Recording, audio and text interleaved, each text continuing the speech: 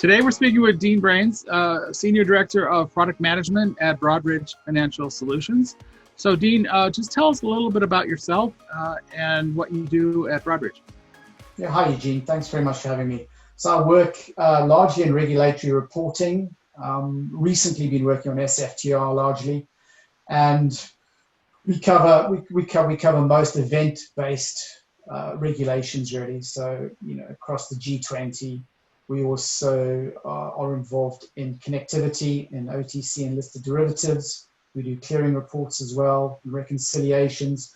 So I touch on all of those pieces, but for the most part, it's been regulatory reporting lately. Why should securities firms take a more strategic approach rather than a tactical one in dealing with the ongoing flow of regulation? Well, regulations are relentless, right? New regulations coming out all the time, iterations of existing regulations coming out all the time, and without a strategic and sort of coordinated approach, it's now impossible really to control your exception management, your reconciliations. We've been championing a strategic reporting solution pretty much since we started in 2012. Using a harmonized data model and integration layer, one user interface where you can monitor all of your regulations, you can control your exception management, you can view your reconciliation statuses, all your trade repository reports, etc.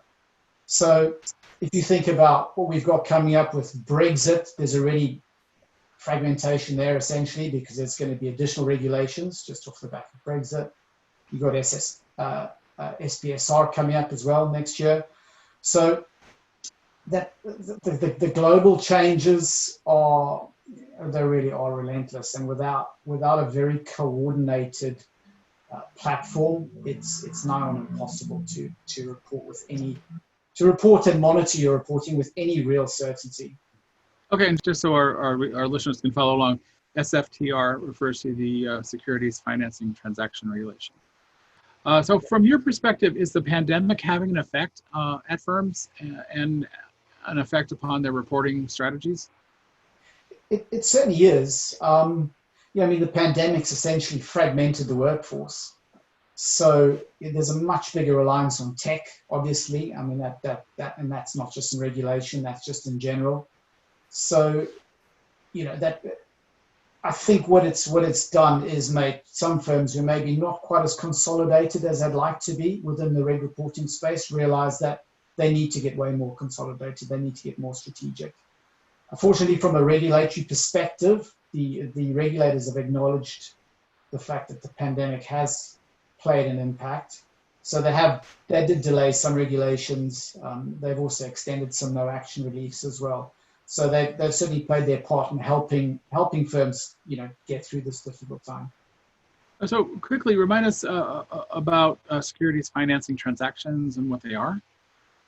So securities financing transactions are essentially repos, buy, sellbacks, stock loans, and margin lending. So margin lending within a prime brokerage context. Stock loans, you're typically borrowing stock if you're covering short positions. You'll be borrowing securities to cover that. And repos and buy sellbacks are typically to raise cash where you're using securities as collateral. So they're pretty fundamental. They're pretty fundamental asset class, really. All investment firms are involved in securities financing transactions. It's very core business when it comes to liquidity. So SFTR is essentially the regulation of all of those asset classes. And also, please update us on the support for securities financing transactions that Broadridge has recently added to its trade and transaction reporting offerings. Why is Broadridge doing this now? So we're doing it largely because it's client-driven, right? So, our reg reporting partners have been involved in other regulations with us, and then they asked that we get involved in SFTR to support them in that regulation. So that was the initial driver, and then of course we've since brought on new clients using SFTR as the first regulation to support them with, and then they have additional regulations which follow. From our perspective, it made a lot of sense because again, it's an event-driven reporting. It's in our sweet spot. We feel that we're very good at event-driven reg reporting. We also have a very broad product suite in securities finance in other parts of Broadridge. So we had a lot of in-house expertise. So it was a good natural fit. In terms of the actual reporting itself, we cover the entire SFTR reporting set of requirements, from the transactions to the collateral to the reuse, where we do the calculations as well. We generate and share UTIs and all that good stuff. It's been quite interesting actually working in SFTR as well. It's been quite interesting watching the project teams interact with the firms, and there's that continuity because for a lot of the firms we're representing for SFTR, we do other regulations for already. So we have the same people on the projects, at the banks as we do within Broadridge. So there's that continuity and that partnership, which works really well. So it's been great to see. And has this been an effort, across Broadridge involving many different groups within Broadridge? Yeah, absolutely. So we have source systems that are involved in securities finance within Broadridge as well. So they've been heavily involved supporting their own clients and in partnership with us, so that we're all integrated and all aligned, so that we can offer a nice broad offering when it comes to SFTR. And are you expecting SFTR to go global? We are expecting SFTR to go global, actually. So SFTR, the ISO 20022 scheme, is just a subset of the entire set of fields. So there's some fields like BICS and MICS, which the US will be familiar with, which aren't fields in SFTR. So it's a pretty strong hint that it's in preparation for a global regulation in the securities finance space. Obviously there's a chance it'll be slightly different. It's not likely to be exactly the same, but it'll certainly be along those lines.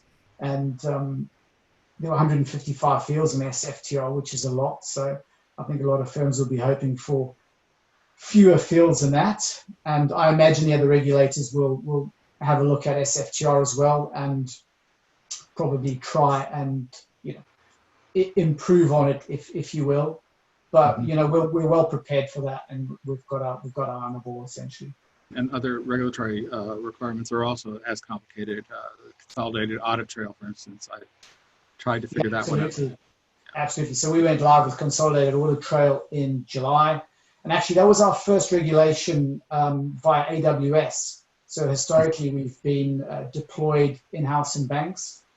So we went live on AWS successfully. And now we're moving our G20 regs onto AWS as well as reconciliations. So we'll have both options essentially, either deployed in the infrastructure of our clients or via AWS. So that puts us in a really strong position as well. What else are you focusing on at the moment from a global perspective?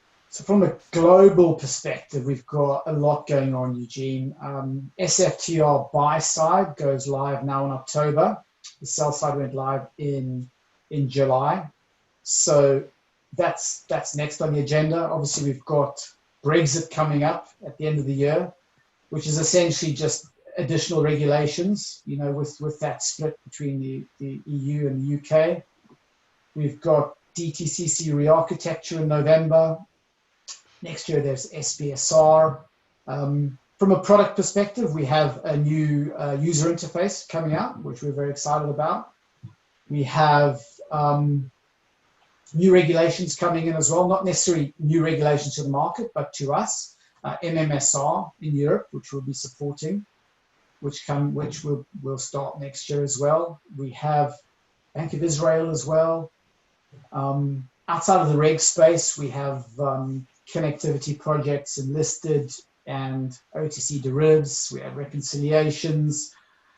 So there's a lot going on. At the same time, we have to stay abreast of other changes and sort of preempt any big impacts on our clients. Things like the global UTI implementation, which is which will be global over the next few years. And well, there's no specific timescale. ASIC are adopting a UTI, as are CFTC. It's already been adopted in Europe for SFTR.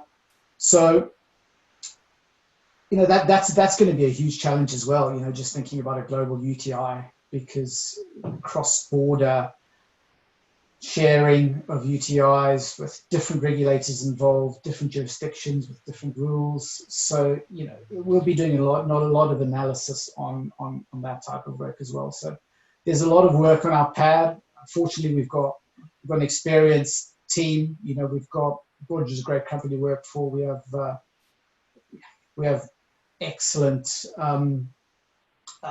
staff retention. So it's a fortunate place to be, to have a lot of work on our pad, especially in these economic times with the lockdowns and the pandemic. It's not easy for many people in the market. So we feel very fortunate, and it's exciting times ahead from our perspective.